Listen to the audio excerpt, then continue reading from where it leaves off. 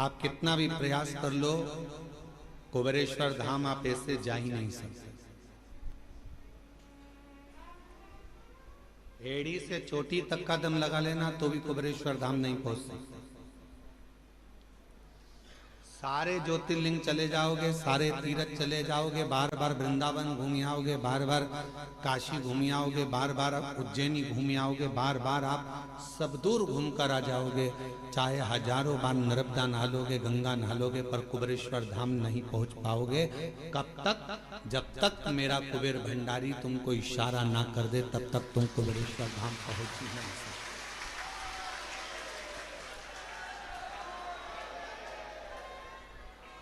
आप अयोध्या हो आओगे, काशी हो आओगे, प्रयाग हो आओगे, गंगा नहा आओगे, हरिद्वार होकर आ जाओगे, आप दुनिया के सारे तीर्थ होकर आ जाओगे, उज्जैनी भी बारंबार चले जाओगे, ओमकारेश्वर भी बारंबार चले जाओगे, पर सीहोर कुबेरेश्वर बाबा के धाम में तो बाबा जब तुम सब दूर होकर आ जाओ, उसके बाद भी तब तक सीहोर नहीं पहुंच सकते, कुबेरेश्वर धाम नहीं पहुंच सकते, जब तक मेरा शिव कृपा ना कर। क्यों? क्योंकि यहाँ जो आएगा, कुबेरेश्वर धाम जो आएगा, तो भगवान शंकर को उसकी झोली 3 महीने में भरना ही पड़ेगी, इसलिए सोच कर बुला।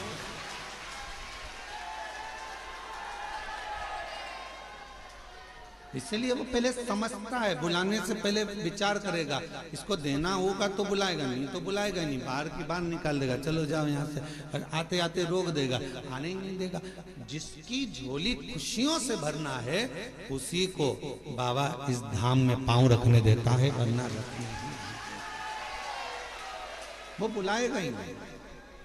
कई लोग आप में से ऐसे भी होंगे जो उज्जैन पहले 50 बार आ गए होंगे, आप में से कई लोग ऐसे होंगे जो भोपाल भी हजारों बार आ गए होंगे, आप में से कई लोग ऐसे होंगे जो वृंदावन भी 2500 बार होकर आए होंगे, आप में से कई लोग ऐसे होंगे जो अयोध्या काशी भी हजारों बार आकर जाकर आए होंगे, पर 50 बार तुमने विचार करा, बच्चों से भी कहा, पति से भी कहा, पत्नी से भी कहा कि कुबेरेश्वर धाम जाना है, टिकट करवा लो, बस चलेंगे, कराएंगे, हो जाए चलेंगे, ऐसा वैसा, आते जाते मन बना पर टिकट नहीं हो पाया, मन बना पर पहुंच नहीं पाए। और कब तक नहीं पहुंचोगे?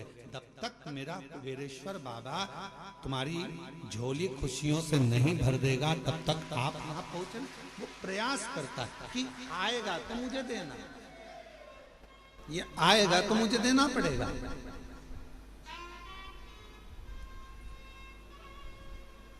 अब हम आपसे पूछें, आपके घर में मेहमान आएंगे तो आप पानी पिलाओगे कि नहीं पिलाओगे? बोलो बोलो, जम के बोलो जरा, पिलाओगे। अगर मेहमान रात रुकने के लिए आया तो खाना खिलाओगे कि नहीं खिलाओगे? खिलाओगे ना। तो भगवान भी सोचते हैं कि अब ये कुबेरेश्वर धाम आया है, रुकेगा, इतनी दूर आया है, तो जब किसी के यहाँ मेहमान आता है तो पानी भी पीता है, भोजन भी करता है, और उसके लिए व्यवस्था करना पड़ती है। तो शिव भी सोचते हैं अब आ गया है मेरे पास में, कंकर शंकर की पूजन कर दी है, तो अब तो मुझको इसको देना ही पड़ेगा, वो रोक नहीं सकता, वो देगा, फिर विचार कर दे।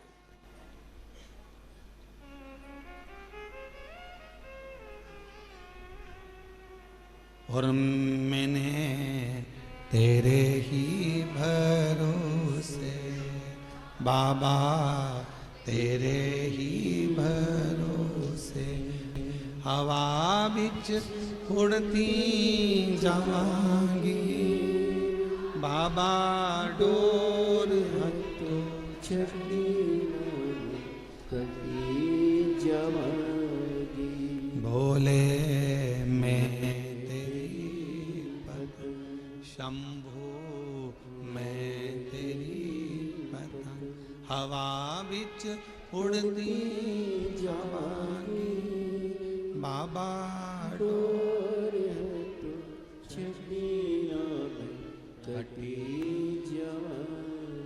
उसको देना है, उसको प्रदान करना है। तो बिना दिए अगर देना नहीं होता है तो वो बुलाता भी नहीं है। उसको झोली भरना होगी तुम्हारी, तो वो तुमको यहाँ पर बुलाया है उसने। आस्था चैनल पर जितने भी भक्त शिव महापुराण की कथा को श्रवण कर रहे हैं, फेसबुक यूट्यूब पर जितने भी शिव भक्त शिव महापुराण की कथा को श्रवण कर रहे हैं, आप सबकी झोलियों में मेरा कुबेरेश्वर बाबा कुछ ना कुछ देगा, इसलिए आप टीवी खोलकर कथा को सुन रहे हैं।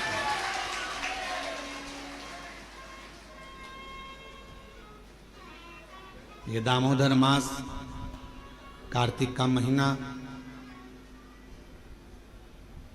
शिव की आराधना का बिंदु है। भगवान शंकर की आराधना का केंद्र बिंदु है।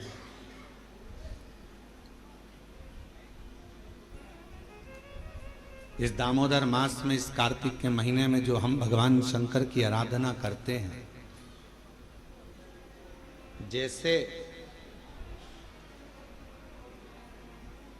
मंदिर में या पंच वृक्ष के नीचे बट वृक्ष, आंवला, पीपल, शमी, बेलपत्र, ये जो पंच वृक्ष हैं, इन पंच वृक्ष के नीचे जैसे दीप दान किया जाता है, शिवालय में, देवालय में, भगवान के मंदिर में दीप दान किया जाता है, या अपने घर के अंदर या घर के बाहर प्रतिदिन दीप दान किया जाता है, तो कार्तिक महीने में अगर भूल से, कार्तिक महीने में अनायास भूल से भी यदि कहीं शिवालय में पंच दीप दान हो जाते हैं, तो वो कार्तिक के महीने का करा हुआ दान अजर और अमर हो जाता है। अजर।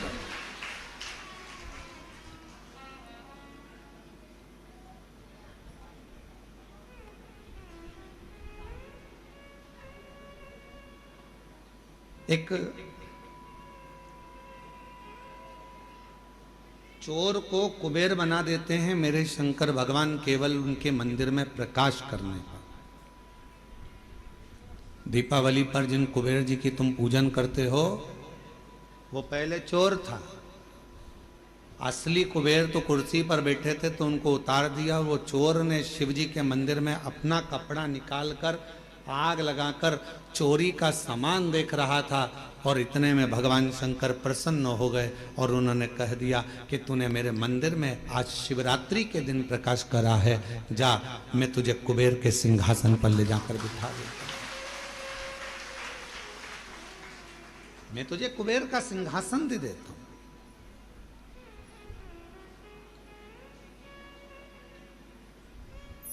शिवालय का दीपदान हम आप लोगों से भी कहेंगे, कभी एक बार प्रैक्टिकल करो। 1 वर्ष का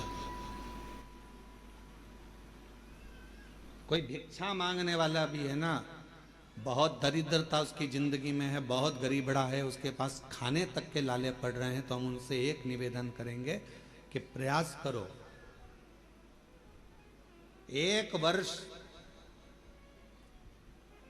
ये 7 जगह हैं जहां पर कभी एक जगह का नियम बना लो, या तो बेलपत्री के पेड़ के नीचे, या शमी के वृक्ष के नीचे, या पीपल के वृक्ष के नीचे, या आंवले के वृक्ष के नीचे, या बट वृक्ष के नीचे, या शंकर भगवान के शिवालय में, या अपने घर के दरवाजे के बाहर। ये 7 स्थान हैं, इसमें से कोई एक स्थान आप चुन लो। एक दिन भी नागा नहीं होना चाहिए, एक दिन भी कैंसिल नहीं होना चाहिए, एक दिन भी उसमें कहीं अड़चन नहीं आना चाहिए। 1 वर्ष ये 7 स्थान में से कोई एक स्थान पर 1 वर्ष तक रोज शाम के समय प्रदोष काल में दिया लगाना चालू करो। भले वो दिया 2 मिनट जले, पर प्रदोष काल में अगर तुमने एक जगह का भी नियम ले लिया 1 साल का, फिर हमको बताना कि मेरे कुबेरेश्वर बाबा ने तुम्हारे घर में संपदा की कमी तो नहीं रखी। वो भंडार भरने में कमी नहीं रखता, भंडार भरता। एक स्थान चुन लो, या तो पीपल का वृक्ष चुन लो, या आंवले का वृक्ष चुन लो, या फिर शमी का वृक्ष चुन लो, या फिर आप बेलपत्री का या बट वृक्ष। वहां नहीं जा सकते तो शिवालय चुन लो, शंकर का मंदिर। वहां भी नहीं जा सकते तो अपने घर के दरवाजे के बाहर।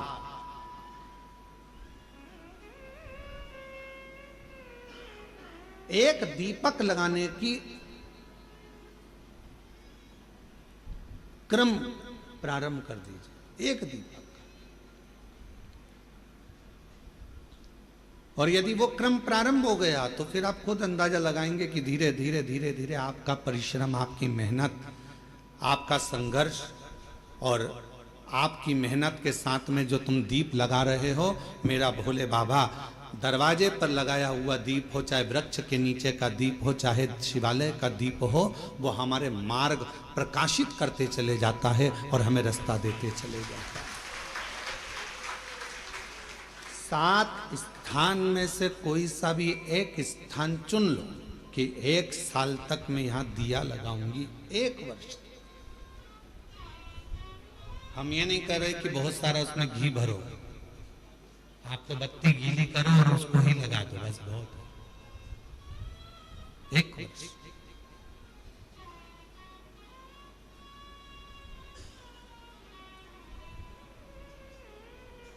एक माघ महीने में एक कथा मिलती है,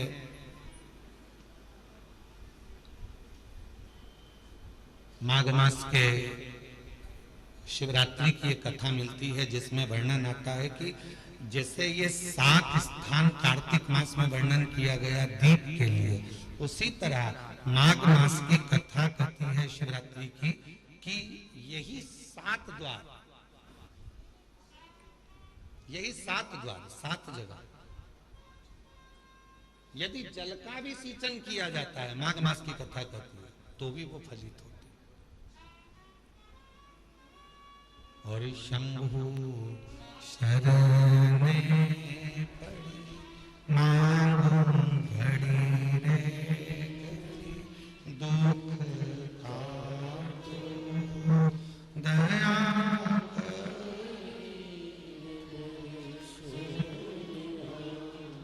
ओ शंभु शरणे पड़ी मांगू घड़ी रे दुख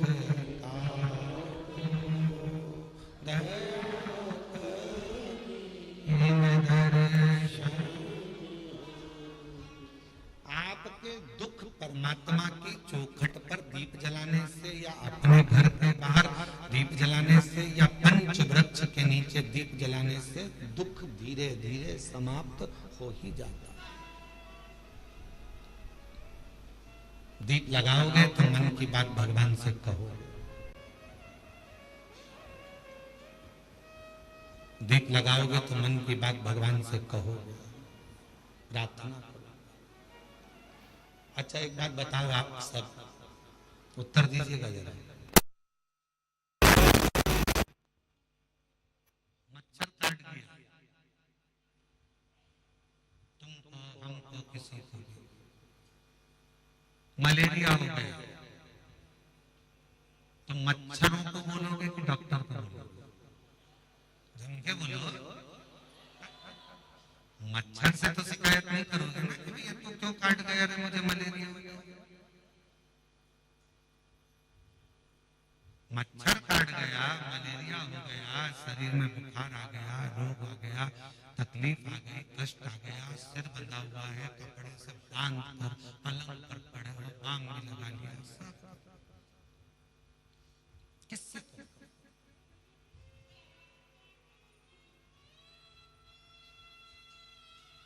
मच्छर ने तो दुख दिया, मच्छर ने तो तकलीफ दी, मच्छर ने तो कष्ट दिया, पर बोल किससे रहे हो? जम के बोलो डॉक्टर। मच्छर से शिकायत नहीं कर रहे,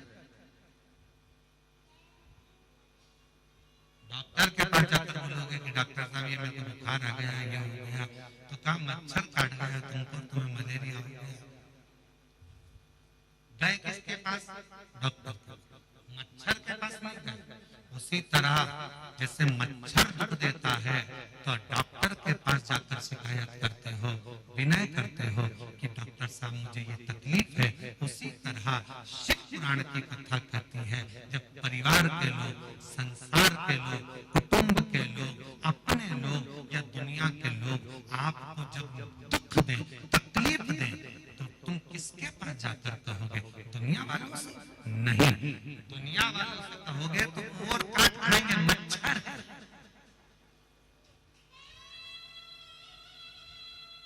मच्छर से जाकर मच्छर की शिकायत करना, डॉक्टर के पास जाकर कहोगे तो वो दवाई देगा, तुम्हें अच्छा कर देगा। उसी तरह जब दुनिया कष्ट दे, दुनिया तकलीफ दे, अपने ही अपनों को दुख दे दे, तब शिव के दरवाजे पर जाकर उससे कहते आना, वो सारे दुख सारे कष्ट एक पत्र है, अच्छा है।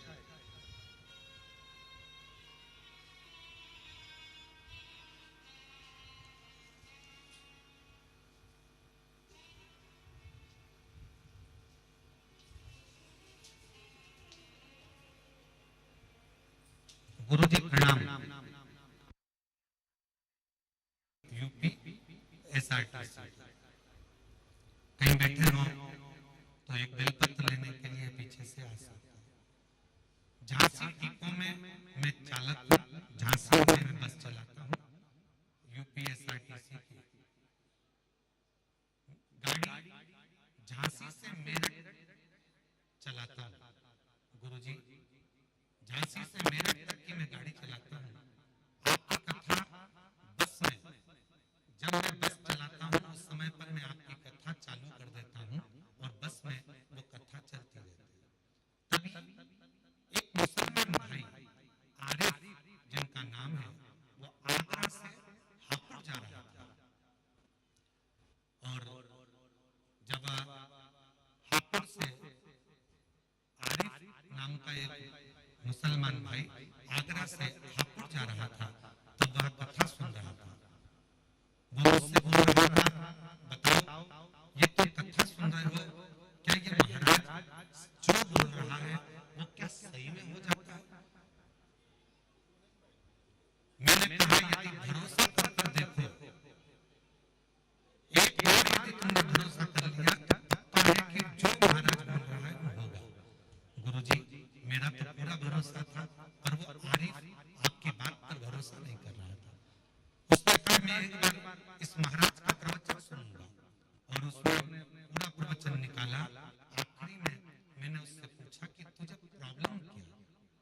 उसने कहा मेरी बेटी को कैंसर है, डॉक्टरों ने जवाब दे दिया वो अब बच नहीं सकती है। अगर तुम कहते हो कि महाराज कह रहा है कि शिव जी पे चढ़ा हुआ जल पीने से, रुद्राक्ष का पानी पीने से, शंकर की आराधना करने से हो सकता है, तो क्या मुझे तुम्हारे पास कोई रुद्राक्ष मिलेगा? गुरुजी मेरे गले में आपके यहाँ का रुद्राक्ष पड़ा था, मैंने उस आरिफ को दे दिया। उसने घर जाकर उस रुद्राक्ष को पानी में गलाकर शिव जी को चढ़ाकर पानी पिलाना प्रारंभ करा। गुरुदेव आज मैं बाबा को धन्यवाद देने के लिए आया हूँ, और वो आरिफ भाई भी आए हैं जिनकी बेटी कैंसर से मुक्त हो गई।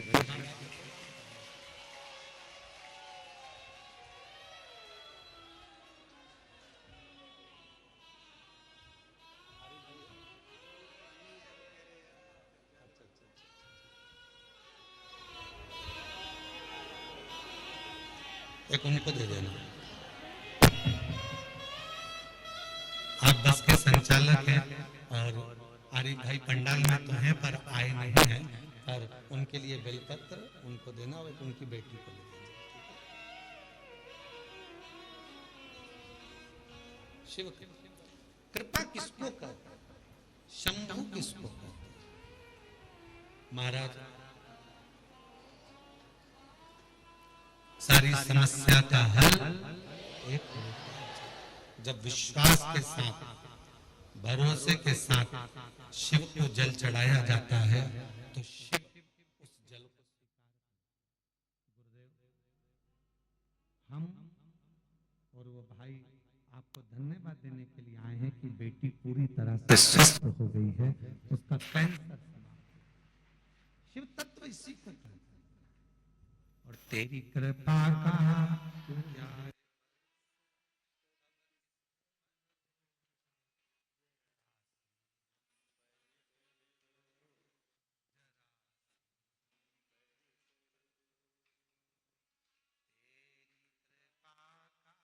क्या है भरोसा कब किस पर जरा सी हम पर कर दो, जरा सी हम पर कर दो।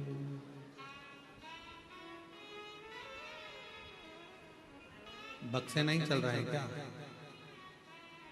एलईडियां नहीं चल रही हैं, बक्से नहीं चल रहे हैं, बाहर के बक्से चालू करो।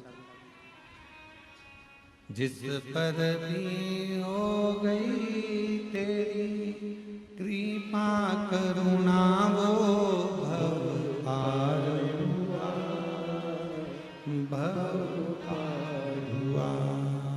पापी हो चाहे जितना उसका भी बाबा उद्धार हुआ, उद्धार हुआ। गिद्ध अजामिल गणिका जैसे तेरे मन को भार, जरा सी हम पर कर दो, जरा सी हम पर कर दो। तेरी कृपा का क्या भरोसा, कब किस पर हो जाए, जरा सी हम पर कर दो, जरा सी। मच्छर काटेगा तो हम मच्छर से शिकायत नहीं करेंगे, हम शिकायत करेंगे तो डॉक्टर से जाकर करेंगे। साथ ये मच्छर मुझे काट गया है और मुझे मलेरिया हो गया है, मेरे शरीर में रोग हो गया, बुखार आ रहा है, मुझे सिर दर्द हो रहा है।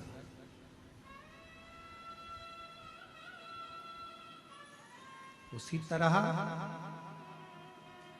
जब दुनिया के मच्छर हमें काटते हैं, संसार के लोग जब कष्ट देते हैं, अपने पर्याय सब, जब दुनिया ताना देती है, अपशब्द कहती है, तब दुनिया वालों से जाकर मत कहो, पड़ोसी से, अड़ोसी से, रिश्तेदार से, इनसे मत कहो। कहना है तो एक बार कुबेरेश्वर बाबा के दरवाजे पर जाकर कहो कि ये तकलीफ, ये कष्ट निभाएगा,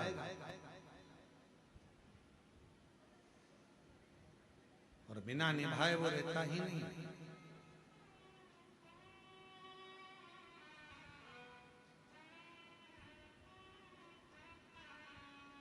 रील में और रियल में बहुत बड़ा अंतर है। रील बनाना सरल है पर रियल लाइफ को जीना कठिन है।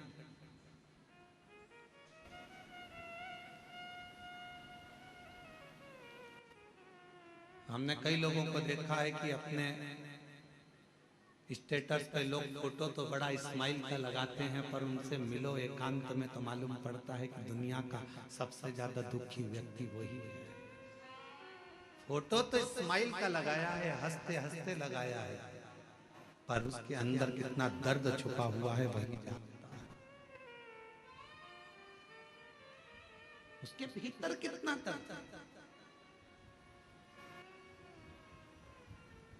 हम कुबेरेश्वर बाबा से आप लोगों से ज्यादा तो हमारा मिलना नहीं होता। आप भी कई लोग आए हैं 24 घंटे, 2 दिन 3 दिन 4 दिन यहाँ रुके हैं। आपने देखा होगा हम बाहर नहीं मिलते, अपने अनुष्ठान में अपने जप में लगे रहते हैं, भजन करना। और बाबा से एक ही प्रार्थना करते रहते हैं, तेरी चौखट के अंदर जो प्रवेश कर जाए, इस कुबेरेश्वर बाबा की धरा पर जब कोई आ जाए तो इतनी कृपा जरूर करना कि वो 3 महीने में झोली भरकर वापिस आ जाए। वो खाली ना,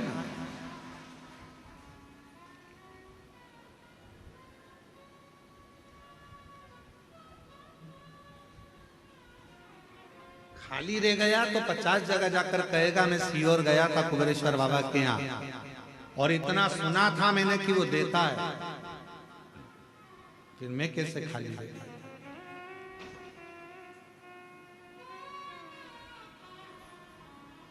और हम आप लोगों से भी कहेंगे ये कुबेरेश्वर बाबा की धरा है, कंकर शंकर की भूमि है।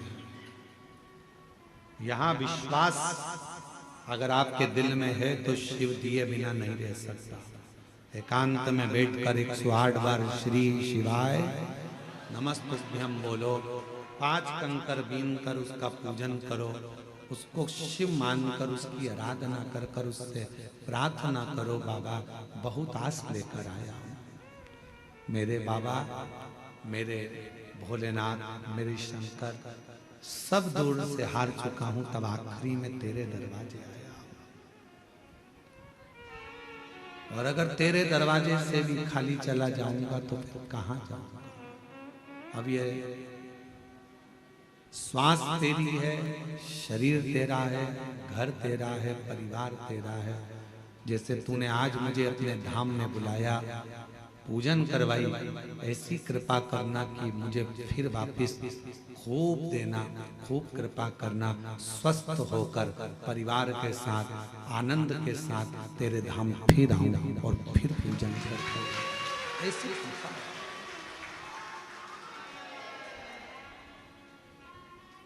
उससे प्रार्थना करो, अपना व्यर्थ समय बर्बाद मत करो। बड़ी मुश्किल से बुलाया है उसने तुमको, अपना समय बर्बाद मत करो। यहाँ घूम लिया, वहां घूम लिया, वहां घूम लिया, कितना।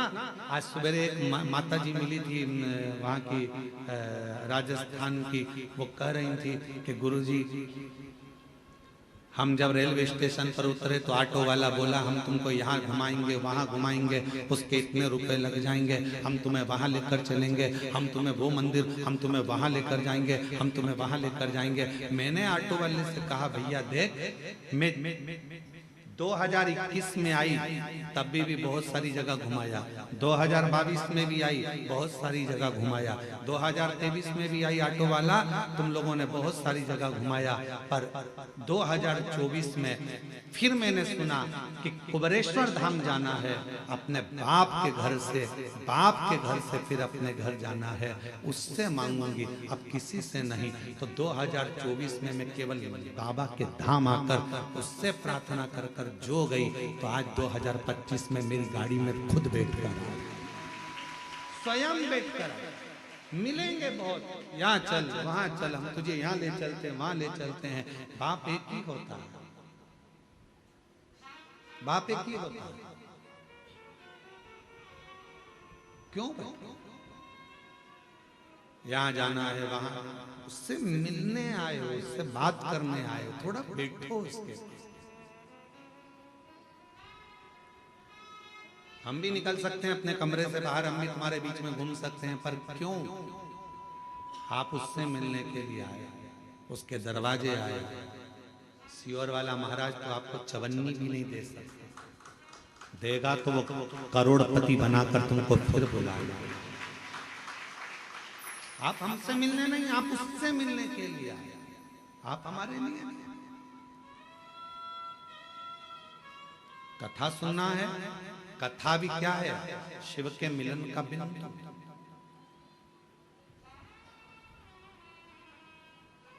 शंकर से मिलन का बिंदु है शिव महापुराण की कथा। रुक्मणी जी को भगवान कृष्ण कैसे मिले थे? ना तो रुक्मणी जी ने कभी कृष्ण को देखा था, ना भगवान कृष्ण ने रुक्मणी जी को देखा था। फिर मिलन हुआ कैसे? केवल एक बात पर मिलन हुआ कि रुक्मणी जी ने रोज किसी ना किसी मुख से भगवान कृष्ण का चरित्र सुना। कृष्ण ऐसे हैं, कृष्ण वैसे हैं, कृष्ण की लीला ऐसी है, कृष्ण की लीला वैसी है। रुक्मणी जी ने सोच लिया अब तो कृष्ण को अपना बनाऊंगी और मैं कृष्ण की हो जाऊंगी। आखिरी में भगवान कृष्ण को रुक्मणी को अपना बनाना पड़ा और रुक्मणी के कृष्ण हो गए। जरा विचार, कथा शिव के करीब लेकर जाती है। कई लोग कहते हैं गुरुजी भगवान के 24 अवतार हुए। हम कहते हैं सतयुग, त्रेता और द्वापर, 3 युग मिलाकर भगवान के 24 अवतार हुए हैं।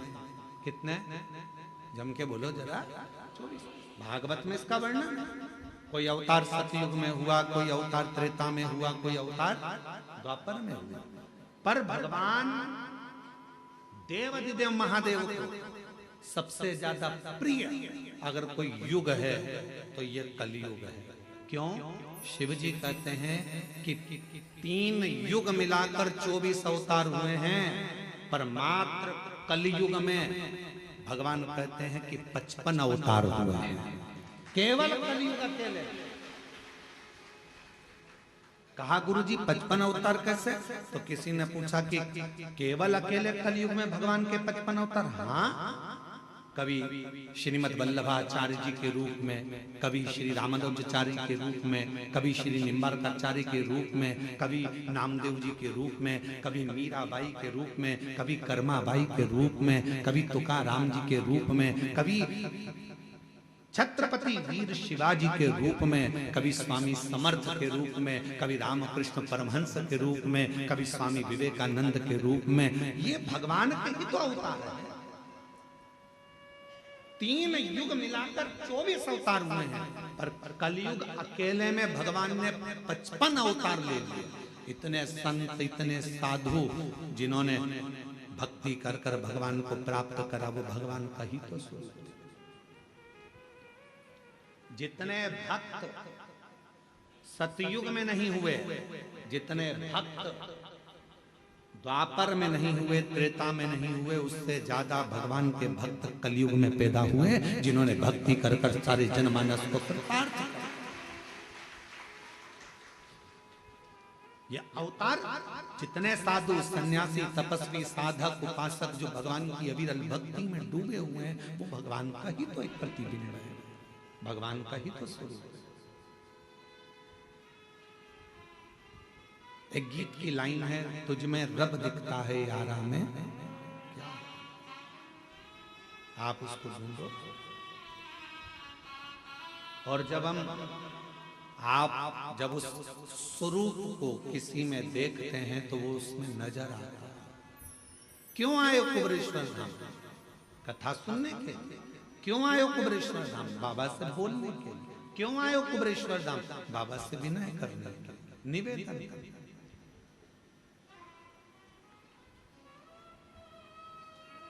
क्यों व्यर्थ है?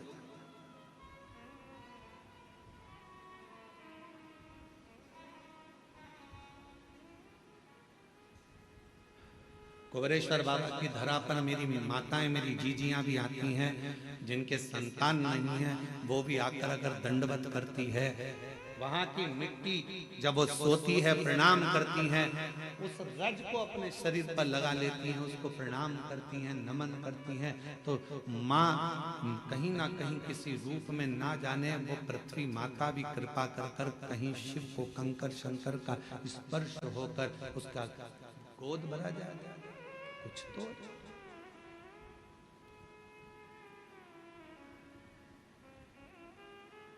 रील बनाना सरल है, पर रियल लाइफ को जीना कठिन है। स्माइल देकर रील तो बना लोगे, थोड़ा नाटक भी कर लोगे, हंस भी लोगे, बोल भी लोगे, आनंद ले लोगे। रक्षाबंधन आएगा तो बहन भाई राखी बना के रील बनाएंगे, फिर दिवाली आएगा तो दिया लगा के रील बनाएंगे, दशहरा आएगा तो रावण के साथ रील बनाएंगे, और पूरा घुमा फिरा कर झगड़ा, लड़ाई, पंगड़ा सब दिखाएंगे। आखिरी में फिल्म कहाँ खत्म होती है? जहाँ लड़का लड़की की शादी होती है। ठीक है, बोलो बोलो, जम के तो बोलो। फिल्म का वहां पर एंड हो गया, पर हकीकत में फिल्म का तो वहां एंड हो गया, पर अब बताना था फिल्म वालों को कि शादी के बाद क्या क्या होता है। अब सास को निभा, ससुर को निभा, रिश्ते निभा, जेठानी को निभा, ननंद को निभा। फिल्म ऐसी बनना चाहिए कि जिसमें रियल लाइफ हो, और जिसमें यह दिखाया जाए कि ननंद बहन होती है, सास माँ होती है, ससुर पिता होता है, जेठ देवर ये हमारे अपने होते हैं, जिनको निभाया जाए, तोड़ा नहीं जाए। रील बनाना सरल है, पर रियल लाइफ को जीना कठिन है। पढ़ाई कर ली, इंजीनियर बन गए, पढ़ाई कर ली, ये बन गए, पढ़ाई कर ली, वो बन गए। अरे हमने इतना पढ़ाई करा, हमने इतनी डिग्री धारण करी, पर उनसे पूछो, अभी हमने पहले देखा है एक हीरो अपना सुसाइड कर लिया, एक हीरोइन अपने मर गई, सुसाइड कर लिया। क्यों भैया? तुम्हें तो करोड़ों का धन मिलता था। एक संत थे, उनने सुसाइड कर लिया था। तुम सब अखबारों में पढ़ते रहते, टीवी में देखते रहते, उनने सुसाइड कर लिया था। तो तुम तो इतने बड़े संत, तुम इतने बड़े फिल्मी हीरो, तुम्हारे पास करोड़ों का धन, वैभव, संपदा सब कुछ है, गाड़ी बंगला, नौकर चाकर सब कुछ है, तुम्हारे पास में धन भरा पड़ा है, फिर ऐसा डिप्रेशन कहां से आ गया, फिर इतनी चिंता कहां से आ गई कि तुमने अपने शरीर को त्याग दिया, तुम मरी गए, प्राणी छोड़ दिए, सुसाइड कर लिया, आखिर क्यों? तो शास्त्र कह रहा है, शिव महापुराण की कथा कर रही है कि दुनिया में धन तो बढ़ गया, संपदा तो बढ़ गई, पैसा बढ़ गया, गाड़ी बढ़ गई, बंगले बढ़ गए, पर मन का सुकून नहीं बढ़ पाया, शांति नहीं बढ़ पाई। भीतर की शांति होना बहुत जरूरी है और वो नहीं बढ़ पाया। जितने कॉलेज हैं, जितने स्कूल हैं, सब में कमाने का तरीका सिखाया जा रहा है। जितने कॉलेज हैं, जितने स्कूल हैं, सब में कमाने का तरीका सिखाया जा रहा है। कमाई कैसे करना है, किस तरह से कमाना है, पैसा कैसे लाना है। हर कॉलेज में, हर स्कूल में कमाने का तरीका सिखाया जा रहा है, पर कोई कॉलेज, कोई स्कूल ऐसा नहीं है जिसमें प्रेम बढ़ाने का, उम्र बढ़ाने का, घर में व्यवहार बढ़ाने का तरीका सिखाया जाए। वो वो बढ़ गया, उसको बढ़ाया। और प्रेम जब अनंत हो गया, रोम रोम संत। प्रेम बढ़ाने का तरीका मेरे शिव सिखाते। किससे झगड़ा करा तुमने? अपने पति से। झगड़ा कर कर कहां गई? शंकर जी के मंदिर में। क्या करने? एक लोटा जल चढ़ा। अब जब तुम शिव जी के मंदिर में एक लोटा जल चढ़ाने जा रही हो झगड़ा कर कर, तो वहां तो देखो कि शंकर और पार्वती दोनों साथ रह रहे हैं, और तुम झगड़ा करके मायके चली गई। वापिस आओ मायके से, किसी के बुलाने का इंतजार मत करो, आओ अपने घर। देखो शंकर जी अपनी पत्नी के साथ रह रहे हैं, गणेश जी पुत्र के साथ में रह रहे हैं, कार्तिकेय के साथ रह रहे हैं, अपनी बेटियों के साथ रह रहे हैं, पति पत्नी। ये आएगा, शंकर जी की लाइफ में विष आया है, शंकर जी के सामने भी विष आया है, पर उन्होंने पी लिया, निगल लिए, कंठ पर रख लिया और अपनी लाइफ अच्छी जी रहे हैं। तुम्हारी जिंदगी में भी दुख आएगा, किसका झगड़ा नहीं होता। शंकर पार्वती जी का भी सती माता को समझाया, माता सती नहीं समझी, अपने पिताजी के घर चली गई, जलकर भस्म हो गई। कितना दिल दुखा होगा महादेव का, कितना मन दुखा होगा शिव जी का। लोग कहते हैं सबसे ज्यादा प्रेम इन देवता का था, इन देवी का था, इनका था, उनका था।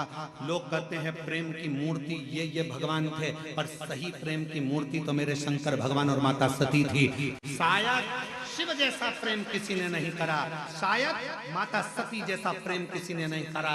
अपने पिता के घर में जब अपने ही पति का अपमान होता देख लिया, तो सती माता ने प्राण त्याग दिए। कितना प्रेम करती होगी मां सती अपने शिव से, शिव से।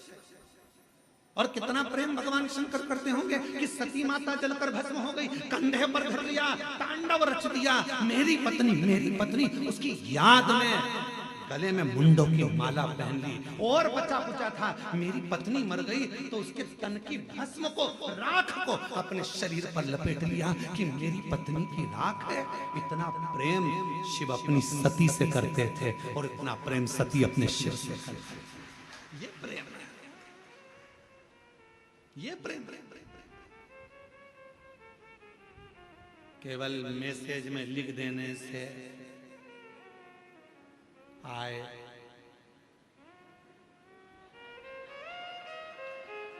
केवल मैसेज में लिख दिया मैं तुमसे प्रेम करता हूं, प्यार करता हूं, हो गया उत्ते में। मोबाइल दिला दिया, प्रेम हो गया उत्ते में। आज के जितने त्योहार हैं केवल गिफ्ट के हो गए, केवल गिफ्ट के त्योहार। पापा ने क्या दिलाया बच्चों को? ये कपड़ा तक नहीं दिलाया त्योहार पर। करवा चौथ का व्रत था, मेरी बेटी को एक साड़ी तक नहीं दिलाई। दामाद तुमने, केवल गिफ्ट से प्रेम रह गया, केवल लेन देन से प्रेम रह गया। पहले कुछ नहीं होता था, कुछ भी नहीं।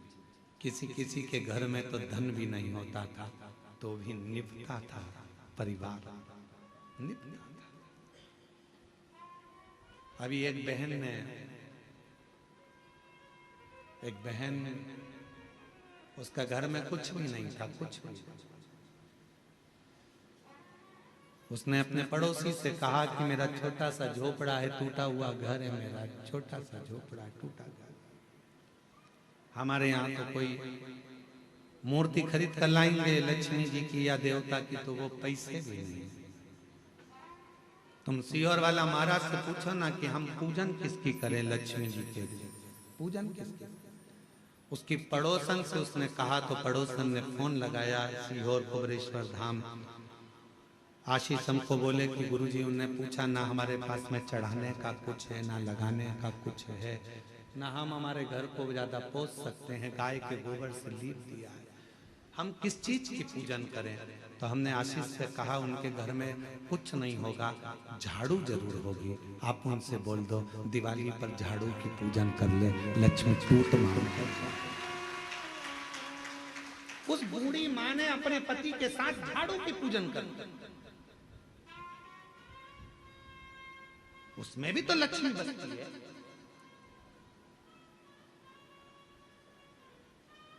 ढेर संपदा होगी तो भगवान रीझेगा, ये शिव पुराण कभी नहीं कहते। करोड़ों का धन होगा तो भगवान रीझेगा, ये पुराण नहीं कहती। दूसरे रीझ जाएंगे तुम्हारे करोड़ों के धन के चक्कर। कोई सेठ जी आए, आओ साहब हम तुम्हारी पूजन कराते हैं, आओ साहब हम तुम्हें दर्शन कराते हैं, आओ साहब। क्यों? सेठ जी जाएंगे तो 500 का लिफाफा दे जाएंगे। सेठ जी के पीछे दुनिया फिर सकती है, परमात्मा नहीं। भगवान को सेठ से मतलब नहीं है, वो तो खुद सांवरिया सेठ है। धन से दुनिया खुश हो सकती है, मेरा महादेव कभी धन से खुश नहीं हुआ। मेरा महादेव तो एक लोटा जल और तुम्हारे मन से प्रसन्न होगा। आज पूरी दुनिया हम पर उंगली उठाती है, आज पूरी दुनिया हम पर ताने कसती है, आज पूरी दुनिया हमको गाली देती है। क्यों? क्योंकि सीहोर वाले महाराज ने शंकर जी की पूजन को इतना सरल कर दिया कि दुनिया के लोग कहीं नहीं जाते, केवल एक लोटा जल लेकर शिव जी के पास पहुंच जाते हैं और दुनिया के लोगों का दुख मिट गया, तकलीफ मिट गई। इतने पत्र आते हैं रोज, यहाँ दर्शन करने वाले आते हैं, उनका काम हो जाता है तो यहीं पर पत्र लिखकर ऑफिस में जमा कर जाते हैं। जितने लोग आते हैं, कई लोग आप में से भी ऐसे आए हैं कि वो पत्र लिखकर ऑफिस में दे जाते हैं, भैया हमारा पत्र है, बाबा ने हमारी पूर्ण कर दी, हमारी झोली भर दी। महाराज पढ़े चाहे नहीं पढ़े, ये पत्र ऑफिस में जमा करो। जो कमरा बनेगा उसमें ये पत्र रखाएगा कि मेरे बाबा ने मेरे ऊपर ये कृपा करी है। भैया मैं आई थी, बाबा ने इतनी करुणा करी। पत्र लिखकर लोग ऑफिस में देकर जाते हैं। शिव पूजन को लोग डरते थे, उसको सरल शिव पुराण ने कर दिया, सीहोर वाले महाराज ने। लोगों ने विचार करा था इतना पूजन में इतना विधान लगता है, इतना धन लगता है, इतनी दौलत लगती है, इतनी संपदा लगती है, और शिव पुराण कहती है पूजन में केवल मन लगता। आप जितने लोग शिव महापुराण की कथा सुनने के लिए आए हो, हृदय से कथा श्रवण करने के लिए आए, हृदय से दिल से सुना, मन से सुना।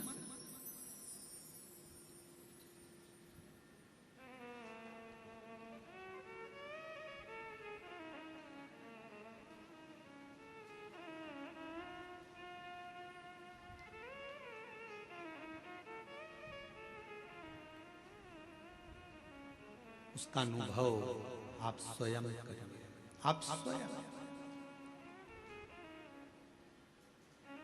ये कुबरेश्वर धाम की धरा एक ऐसी धरा है जहां सारी ऋतुएं, सारे व्रत, सारे तीर्थ, सारे पुराण, सारे शास्त्र का सुख यहाँ प्राप्त हो। आप महसूस करो, आप खुद महसूस करिएगा।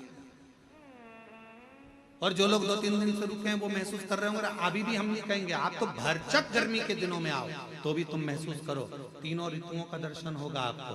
सुबह 4 बजे से लेकर यहाँ 11 बजे तक, आपको सुबह 4 बजे से 11 बजे तक यहाँ शीत ठंडक का महसूस होगा। भरचक गर्मी कितनी भी गर्मी पड़े, दोपहर में यहाँ शाम को 4 बजे तक ऐसा महसूस होता है कि जैसे बहुत ग्रीष्मता है। और 4 बजे के बाद शाम को 7 बजे तक प्रदोष आरती तक ऐसा लगता है कि हल्की हल्की पानी की बूंदें कहीं से आ रही हैं, चेहरे पर आकर गिरी है, कहीं जल वृष्टि है। सारी ऋतुएं दर्शन कराती है, सारी।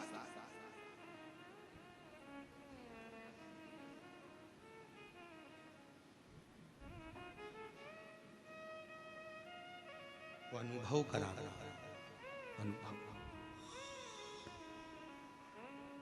महाराज रियल में जी, रियल में नहीं। रियल लाइफ जो है आपकी अच्छी है। शिव जी को 1 लोटा जल चढ़ाना प्रारंभ, अपने बच्चों को भी कहो कि हमारी पूंजी है, 1 लोटा जल लेकर जाओ, ये हमारी पूंजी है, 1 लोटा। इसके बिना कहीं सुख नहीं।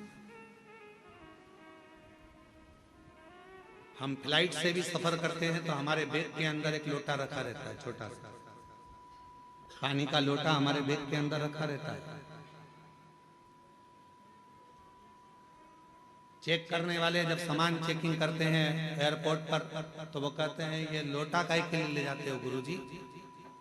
हमने कहा आखिरी में यही काम आने वाला है, 1 ही लोटा है, वो लोटा ही आखिरी में काम आएगा।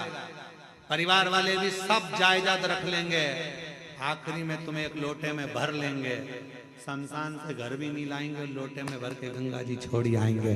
वो लोटा सब पड़ा, ये बेभाव धन दौलत संपदा सब रखा।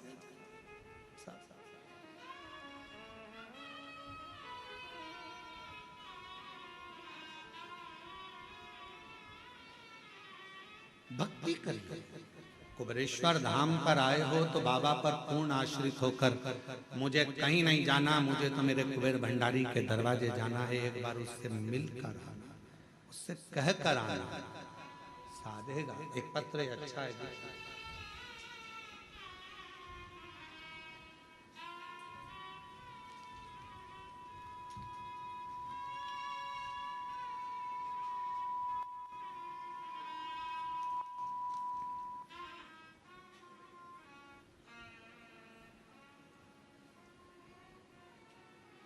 मैं चित्तौड़गढ़ जिले के रावत भाटा शहर की रहने वाली हूँ। मेरा नाम चंद्रकला मीना है। कहीं बैठी हो तो हाथ हिला सकती हैं और एक बेलपत्र लेने के लिए पीछे वाले रास्ते से आ सकती हैं। चंद्रकला मीना है। आपका बहुत बहुत धन्यवाद गुरुदेव। मेरा पुत्र रोहित मीणा की अप्रैल में बहुत तबीयत खराब हो गई, उसके फेफड़ों में पानी भर गया। डॉक्टर ने साफ मना कर दिया, हम इसे नहीं बचा सकते, ये बचेगा नहीं, हम इसे बचा नहीं सकते। मेरे को लगा कि मेरा बेटा नहीं रहा, क्योंकि डॉक्टर ने डायरेक्ट अंदर से आकर बाहर कह दिया कि हम नहीं बचा सकते। पति भी रोए, हम भी रोए कि बेटा हाथ से चला गया। मेरे को लगा कि मेरा बेटा नहीं रहा, पर गुरुजी मैंने हार नहीं मानी। मैंने कहा जो काम डॉक्टर नहीं कर सकता फिर आखिरी में शिव जरूर करेगा। गुरुदेव, सिस्टर जो नर्स थी उसने कहा था कि बेटा बचेगा नहीं, उसने भी कह दिया था नहीं बचेगा, लास्ट। पर एक काम करो, वो सियोर वाला बाबा, वो सियोर वाला बाबा कथा में कुछ ना कुछ बताता रहता है, अगर उसका कोई एक उपाय भी तुमने कर लिया तो ये पक्का है, ये बच सकता है। हम अस्पताल के पास में मोबाइल रखकर सुने, उसमें आपने रात्रि 9:15 वाला उपाय बताया और डॉक्टर ने तो कह दिया कि अब इसको ले जा सकते हो, अंतिम है ये, इसको घर में श्वास आखिरी निकले तो इसको ले जाओ। हमने कहा डॉक्टर साहब थोड़ा सा रुको, थोड़ा सा। कथा सुनकर शिव के मंदिर दौड़ी, जल भर कर लाई, जल लाकर बेटे के मुख में दिया। डॉक्टर ने पूछा क्या दे रहे हो? हमने कहा आप कह रहे हो कि अंतिम श्वास है तो गंगा जल ही समझ। मुख में जल दिया और जल देकर बेटे के पूरे शरीर पर हाथ फेर दिया। गुरुदेव 20 से 25 मिनट तक श्री शिवाय नमस्तुभ्यम का जप करती रही मैं, और 20 से 25 मिनट तक जब श्री शिवाय नमस्तुभ्यम का जप करती रही, तब एकदम बेटे ने झटका लिया, और झटका लेकर थोड़ी देर के लिए उठकर बैठा। डॉक्टर ने फिर इलाज चालू करा, और बाबा की कृपा से मेरा बेटा बच गया। मेरा बेटा बच गया। आज हम पूर्ण तरह से मेरा बेटा स्वस्थ है। पंडाल में कथा सुनने के लिए आए हैं, दर्शन करने के लिए आए हैं। मैं चित्तौड़गढ़ जिले के रावत भाटा शहर की निवासी हूँ। मेरा नाम चंद्रकला मीणा है। हम बाबा को प्रणाम करने, मेरा बेटा है रोहित मीणा। शिव तत्व किसको कहता है? शंकर किसको कहता है?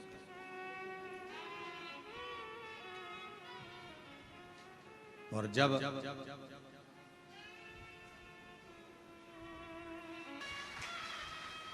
भक्ति, विश्वास, भरोसा, दृढ़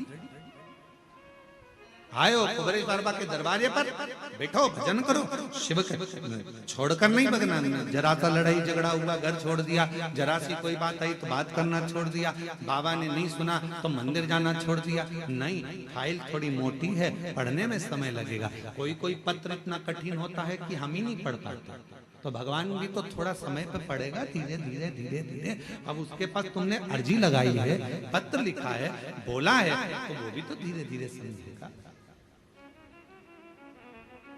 वो एक लाइन का स्मरण करते हैं, वो मैंने अर्जी लिख दी बाबा तेरे दरबार में।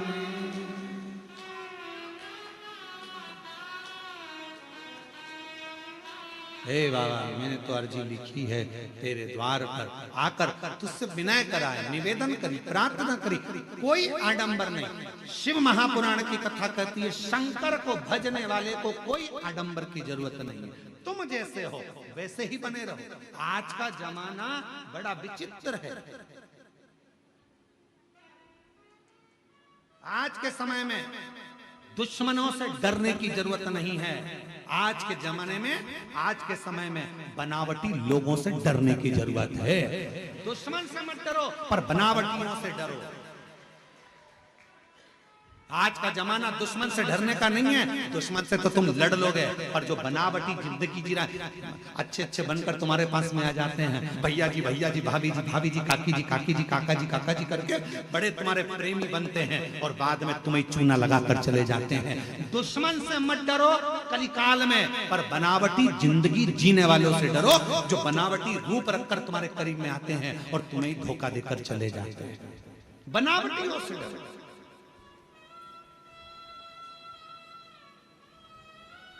दुश्मन तुम्हारा कुछ नहीं बिगाड़ सकता, पर जो बनावटी बनकर तुम्हारे पास में आए हैं, तुम्हारे अपने बनकर बैठे हैं, तुम्हारा साथ ऐसा लग रहा है कि इसके सिवा कोई नहीं है, यही सब कुछ कर सकता है, यही करेगा। जो बनावटी चेहरा कोई सा रखते हैं और दिखावा कैसा करते हैं, उनसे बचने की जरूरत है। दुश्मन से भले मत डरना, दुश्मन तुम्हारा बाल बांका नहीं कर सकता, पर जो बनावटी जिंदगी जीकर तुम्हारे पास में आए हैं, वो तुम्हें धोखा देकर चले, उससे बचो। और उनको पहचानना कठिन पड़ जाता है। बनावटी लोगों को पहचानोगे कैसे? तुम नहीं पहचान सकते कि अच्छा है कि बुरा है। इसलिए क्या करना, एक लोटा जल चढ़ाओ, शिव जी को जल चढ़ाओ, रोज जल चढ़ाओ। शंकर सबसे पहला काम एक करते हैं। शिव क्या करते हैं तो के जो तुम्हारे पास बनावटी लोग रहते हैं, एक लोटा जल चढ़ाने वाले व्यक्ति के पास में जो उसका बनावटी लोग रहते हैं, उनको धीरे धीरे शंकर भगवान तुम्हारे दुश्मन को, तुम्हारे बनावटी को दूर करते चले, अच्छों को जोड़ेंगे। दुश्मन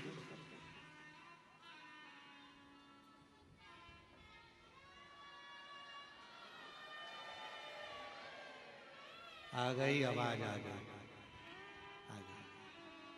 बनावटी लोगों से बचिए थोड़ा। दुश्मन तुम्हारा बाल बांका नहीं कर सकता, पर बनावटी से बचिए। कौन करे? किसी ने पूछा, क्यों गुरुजी शंकर भगवान ने किसी को भी अपना अच्छा एक भी गण ऐसा नहीं बनाया जो ठीक ठिकाने का हो? शंकर जी के गणों को देखो, एक भी ठिकाने का है? अरे बोलो तो जम के। शिव जी ने भगवान नारायण के पास जाकर देखो तो जय विजय पार्षद हैं, ब्रह्मा जी के पास जाकर देखो तो उनके ये पार्षद हैं, अब इंद्र के पास जाकर देखो अप्सराएं और गंधर्व बैठे हुए हैं, शंकर जी के पास में एक भी ठिकाने का गण नहीं है, एक भी। भूत प्रेत डाकनी पिशाचनी, किसी के 12 मुंह, किसी का मुंह ही नहीं, चेहरा ही नहीं है किसी का, कोई रेंग के चल रहा, कोई नंदी, कोई भृंगी, कोई सुरंगी, कोई ऐसा जिसके 3 पांव, शरीर नहीं संभल रहा। भृंगी कैसा था? 3, क्योंकि माता पार्वती जी ने उसको श्राप दे दिया था, तेरे शरीर में जितना मांस है वो सब हट जाए, हड्डी हड्डी पड़ेगा। तो तुमने शिव जी के गणों में देखा होगा हड्डी हड्डी का ढांचा, उसके 3 पांव है। क्यों? शिव जी ने कहा 1 पांव एक्स्ट्रा मैं तुझे दे देता हूं, गिर गया तो 3 पांव दे दिए। और वो भृंगी 3 पांव पे खड़ा। तो किसी ने एक बार इंद्र ने देख लिया उस भृंगी को, और भृंगी को देखकर शंकर जी पे इंद्र हंसने लगे। इंद्र हंसते हंसते बोले, कहने लगे गजब का काम है, इतने बड़े देव अधिदेव महादेव अगर किसी से युद्ध हो जाए तो लड़ाई करने के लिए इन 3 पांव वालों को भेजेंगे? मालूम पड़े हड्डी का ढांचा कहीं पे भी गिर जाए। फिर आया समय जब इंद्र का असुरों से युद्ध प्रारंभ हुआ, शिव जी उस युद्ध में नहीं पहुंचे। शंकर भगवान ने देखा सारे देवता हार गए, तब आखिरी में शंकर जी ने कहा कि भृंगी तू जा। और इंद्र के पास में जब असुरों के युद्ध के लिए भृंगी को भेजा तो इंद्र की पत्नी ने पूछा, शंकर जी नहीं आए युद्ध लड़ने? नहीं, ये भृंगी आया। हाँ, इसके 3 पांव है, हाँ हड्डी का ढांचा है, हाँ कमजोर है, ये तो बहुत कोई भी मार के गिरा देगा, फूंक मार देगा तो गिर जाएगा, ऐसा भृंगी है। इंद्र ने सोचा अब शिव जी ने भेजा है, लड़ाना तो जरूरी है। असुर 1.25 लाख सेना असुर की थी सामने, और अकेला भृंगी जब हड्डी का ढांचा 3 पैर से खड़ा हुआ, एक पैर जो भृंगी ने सामने रखा सारे असुरों को दबा दबा कर मार दिया। तब इंद्र को समझ में आया शंकर का कोई गण कमजोर नहीं। तब समझ में आया कि शिव का कोई गण कमजोर नहीं है। इसलिए निवेदन करते हैं, शंकर के भक्त को कभी कमजोर मत समझना। जब भृंगी का 1 पांव 1.25 लाख सुरों को दबा सकता है, तो शिव का एक भक्त दुनिया को तार भी सकता है। सामर्थ्य का होना चाहिए। शंकर का कोई गण कमजोर नहीं है। शंकर के गण को कभी कमजोर मत समझो। नंदी, भृंगी, श्रृंगी सब बड़े प्रबल। शिव जी का एक गण भूत, अभी तुम लाखों की भीड़ में एक भूत को लाके खड़ा कर दे तो सब भग जाओ। अब जब तुम भग जाओ तो देवता बचेंगे? वो भी भग जाएंगे। अप्सराएं वो भी भग जाएंगे, गंधर्व वो भी भग जाएंगे। शिव शंकर के इंद्र ने ये विचार कर लिया था, ये भृंगी हड्डी का ढांचा, 3 पांव, हड्डी का शरीर, क्या करेगा ये? इससे कोई लड़ाई होगी? इंद्र हंस कर गए थे कि शंकर जी के पास सारी सेना आड़ी टेढ़ी है, कोई काम की नहीं। क्या नंदी लड़ाई करेगा? क्या भृंगी लड़ाई करेगा? क्या श्रृंगी लड़ाई करेगा? कोई गण में इतना बल नहीं है कि वो लड़ाई लड़ लेगा। तब शिव जी ने अपना बल दिखाया 2 बार, एक बार और दिखाया। कब? जब ब्रह्मा जी झूठ बोले, जब ब्रह्मा ने झूठ बोल दिया, तब शंकर जी ने अपना एक गण और प्रकट कर लिया। वो था काल भैरव। देवता भी देखकर घबरा गए। दादा, शंकर जी के नख में इतनी दमदारी है कि ब्रह्मा जी का सिर काट सकते हैं। इनसे मत भिड़ना, इनसे मत। और मेरी जीजियों, मेरे जीजाओं, मेरी बेटियों, बेटाओं, मेरी माताओं, मेरे बुजुर्ग माता पिता के तुल्य आप सब विराजमान हैं। निवेदन करूंगा, 1 लोटा जल जो चढ़ाता रहता है शिव को, वो शंकर का गण कहलाता है। फिर वो गण से दुनिया भी एक तरफ होती है।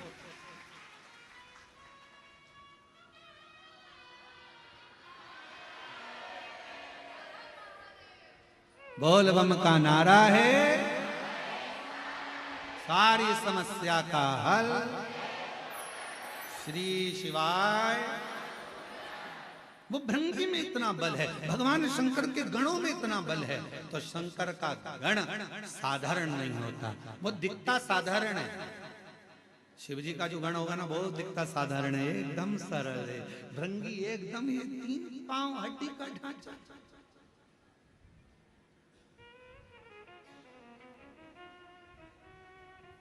दिखता सरल है, इसमें कुछ भी नहीं है, दमदारी नहीं है, बिल्कुल ऐसा रहता है, ऐसा इतना सरल दिखे ही नहीं। नंदी कितने सरल, कितने लोग जाते हैं मंदिर के अंदर दर्शन करने के लिए, पत्थर का नंदी बाहर रहता है, दर्शन करें नंदी के, बोलो तो जम के, पत्थर का नंदी बाहर रहता है, लोग दर्शन करते हैं, सोचते हैं, विचार करते हैं, नंदी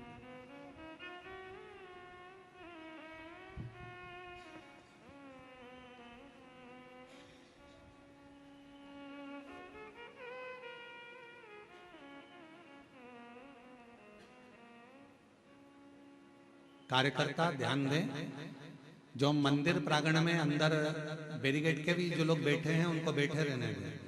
प्रदोष काल की आरती जब आप करें तो बाबा का स्नान थोड़ा लेट करा दें।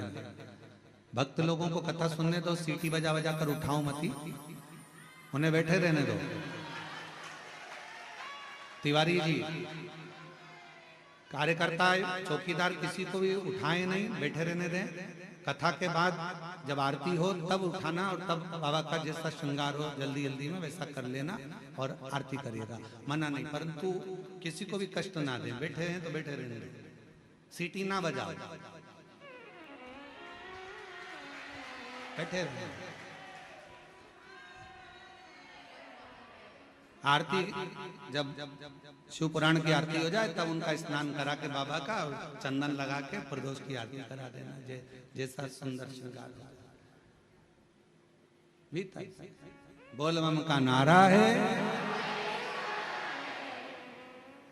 अब ये वहां पर जगह संभाल के बैठ गई और तुम उनको सीटी बजा रहे, उठो उठो उठो, और वो ना जाने अंदर से कितनी बद्दुआ दे रही है।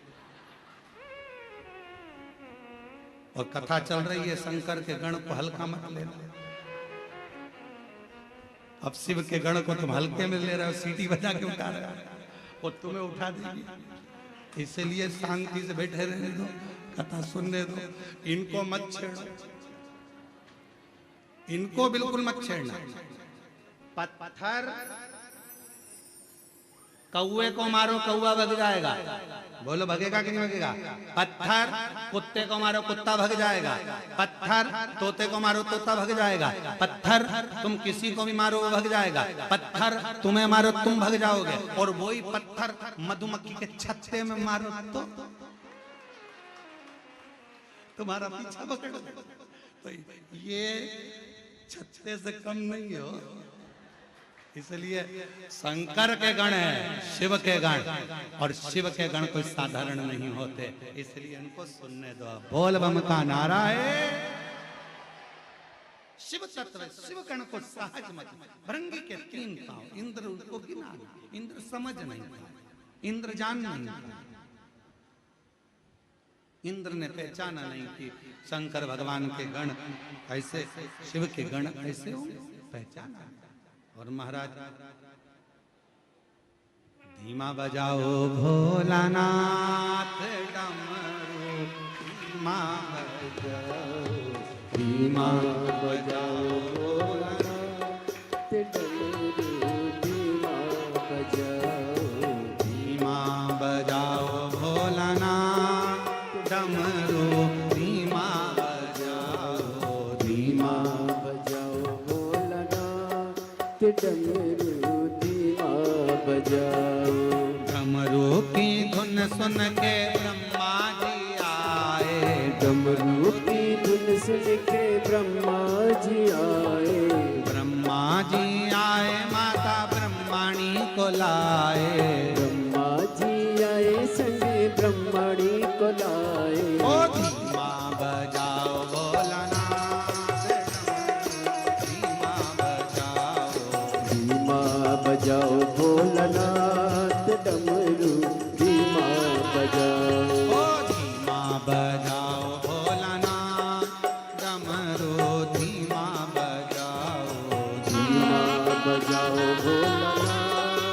डमरू धीमा बजाओ। दोनों हाथों से बड़े प्रेम से।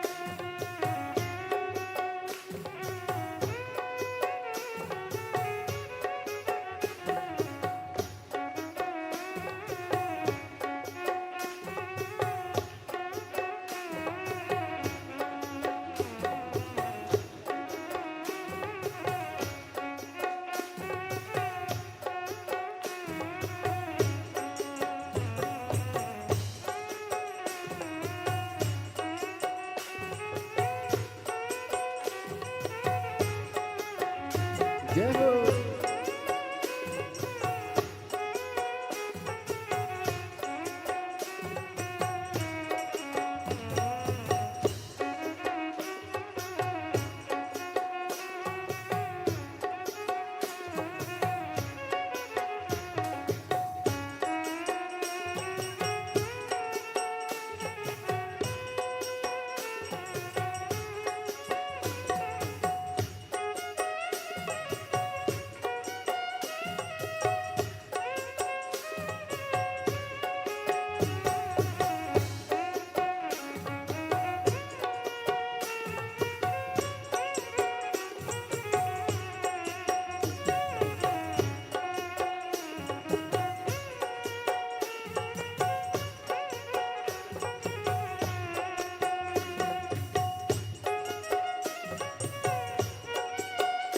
जय हो।